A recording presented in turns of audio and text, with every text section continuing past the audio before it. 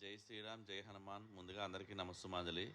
విజయనగరం దాసనపేట కాళికామాత ఆలయంలో జరుగుతున్నటువంటి 28 అడుగుల హనుమాన్ స్టాచ్యూ అయితే ఈరోజు బాడీ అలా స్టమక్ వరకు అయితే షేప్స్ అయితే తయారు చేయడం జరిగింది. చూసారు కదా, బాడీ స్వామివారికి 6 ప్యాక్ కటింగ్స్ అయితే తయారు చేయడం జరిగింది. చూడడానికి బాడీ షేప్స్ అయ్యాయి.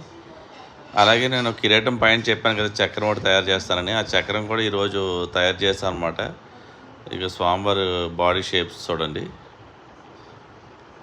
అలాగే ఇక కిరీటం పైన చక్రం అయితే షేప్ ఇలా గీసుకుని ఇలా తయారు చేయడం జరుగుతుంది. అది కింద అయితే మీకు 1.5 అవర్ 2 అవర్స్లో అయితే చక్రం తయారైపోతుంది.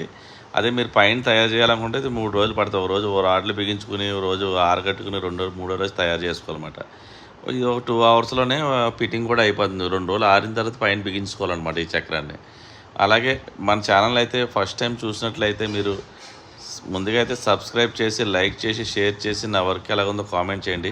అలాగే ఇలాంటి దేవతామూర్తి విగ్రహాలు కానీ, దేవాలయాలు కానీ కన్స్ట్రక్షన్ ఎలా జరుగుతుంది, దేవాలయ కన్స్ట్రక్షన్ ఎలా తయారు చేస్తారు, స్టార్టింగ్ నుంచి మీరు చూడాలి అనుకుంటే మన ఛానల్లో చాలా వీడియోస్ ఉన్నాయి. నేను చేసే ప్రతి వర్క్ ద్వారా, ప్రతిరోజు వెళ్ళిన వర్క్ ద్వారా అప్డేట్స్ అయితే నేను వీడియోస్ పెడతా ఉన్నాను మన ఛానల్లోని.